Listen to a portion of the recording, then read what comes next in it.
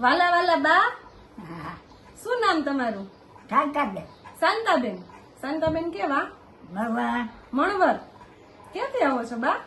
એ અહીંયા રહે છે અણિયારાથી. કોણ મૂકી ગયું? વાસા દાદાનું અહીંયા કોણ મૂકી ગયું? કોણ મૂકી ગયું તમને? મને મૂકી તો ભાઈ ઘીરે ગઈ એસી કેવી હતી ભાઈ ની ઘરે ગયા હતા હા ત્યાંથી ભાઈ ઘીરા વિઠ્ઠલભાઈ છે ને કેટલી ઉંમર હશે તમારી બા? હા છે કેટલી ઉંમર હશે? વિઠ્ઠલભાઈ ઘેટિયા વિઠ્ઠલભાઈ ઘેટિયા. હા ફૂટવાળા આ ક્યાં આવ્યા છો તમે? ફૂટનો એક ધંધો છે આ ક્યાં આવ્યા છો તમે? હે આ ક્યાં આવ્યા છો તમે? ક્યાં આવ્યો આ ક્યાં બેઠા છો તમે? મને ખબર નથી ખબર? બુઢાઈ છે એ ખબર વૃદ્ધા આશ્રમ છે એ ખબર છે. હા એ ખબર એ ગમે છે? હે ગમે છે અહીંયા?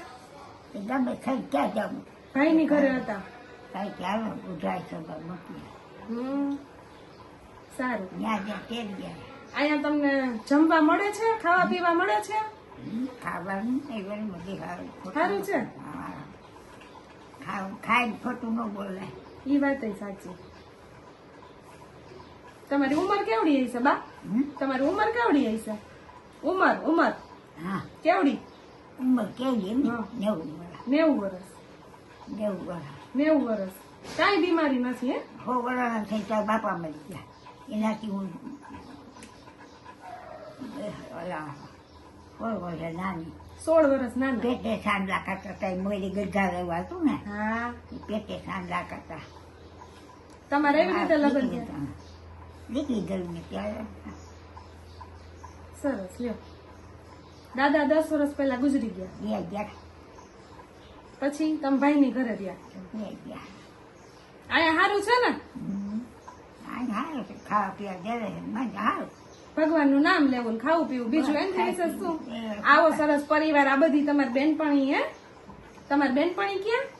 ના બેઠી ત્યાં બેઠા છે. સારું. મેં આમ ક્યાંક ગયા હેઠા કઈ બેહવા તમે ન જાઓ?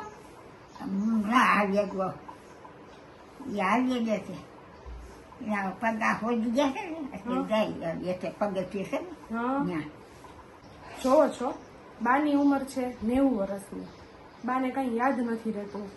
બાને કોઈ સાચવવા વાળું નથી. એને બીજું કઈ યાદ જ નથી. એને ખાલી એટલી જ ખબર છે કે તે વૃદ્ધાશ્રમમાં છે. આ ઉંમરે કોઈ ગંભીર બીમારી આવે કે કંઈ થાય અને એનું ધ્યાન રાખવા વાળું કોઈ ન હોય તો આવા વૃદ્ધ ક્યાં જાય? સદભાવના વૃદ્ધાશ્રમમાં આવા નિરાધાર વૃદ્ધોને જ આશ્રય આપવામાં આવે છે કે જેનું કોઈ નથી, એકલા છે, નિરાધાર છે, જેમના લગ્ન નથી થયા કે આગળ પાછળ કોઈ નથી. તો આ વિડીયો જોનાર તમામને એક વિનંતી છે કે આપની આજુબાજુમાં પણ કોઈ જગ્યાએ આવા વૃદ્ધો ધ્યાનમાં આવે તો એમને સદભાવના વૃદ્ધાશ્રમ સુધી જરૂરથી પહોંચાડજો. ધન્યવાદ.